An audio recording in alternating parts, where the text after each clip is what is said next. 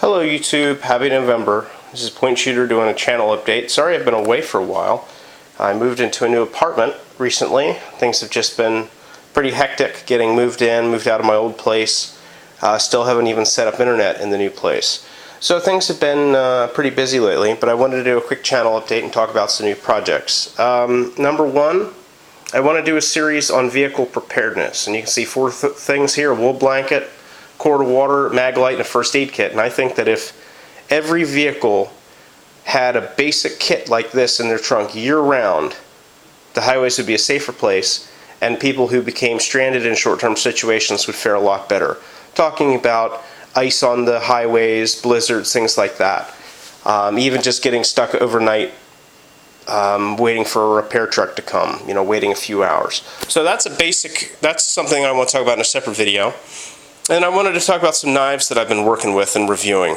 I mentioned on the Bushcraft show a couple weeks ago that during the summer I picked up this very old Ontario 1976 dated aircrew survival knife.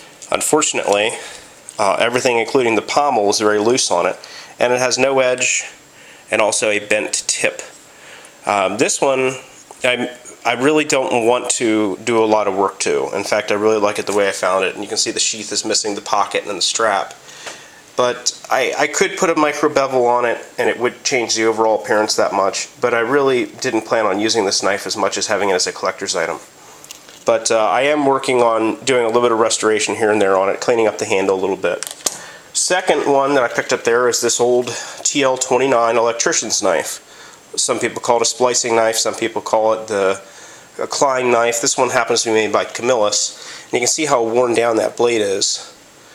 And it's got a nice electrician's blade on it. I went on Intuitive Survival Show and probably 2 months ago and asked some of the knife makers on there about what kind of grind to put on this, and they said just it's traditional V grind. So that's what I've done with it.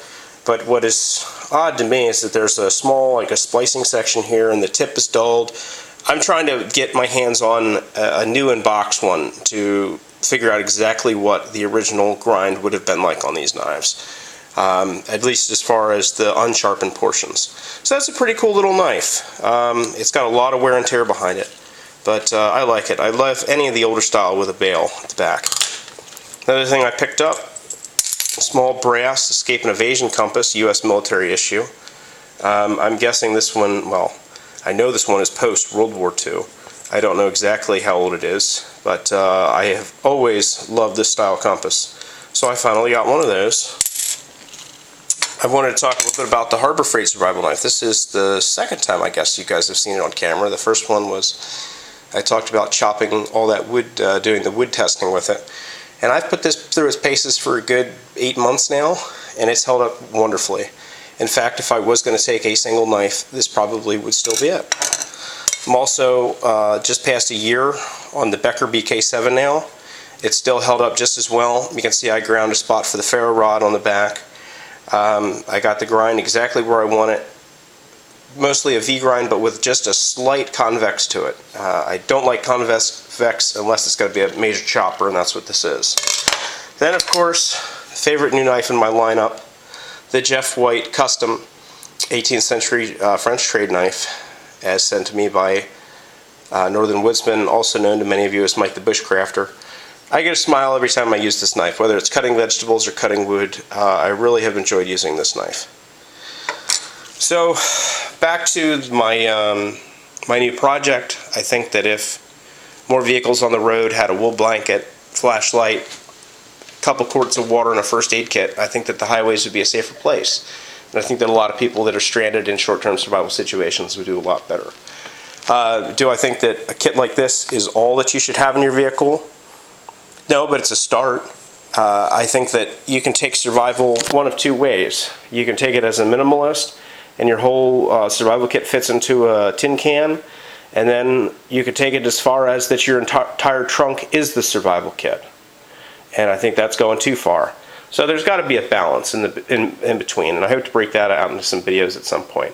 But just a friendly reminder to anybody driving this winter, Harbor Freight has these nice wool blankets for 10 bucks. This is the one that I've been testing for about 3 or 4 weeks now, and it's been great so far. It is a dry clean only item, but It's cheap enough that I don't care if it gets, you know, muddy or dirty. I just would keep it in the trunk, and I've actually been just using it with my couch recently. It works great. Small first aid kit, just some basic items. So overall, knives are holding up well. The new apartment is treating me great. Hopefully I'll get internet installed here in the next week or so and be able to get back on the Google Hangouts and start making some more videos. Alright guys, this is Point Shooter signing out. I hope you're all doing well. Happy November. Stay safe.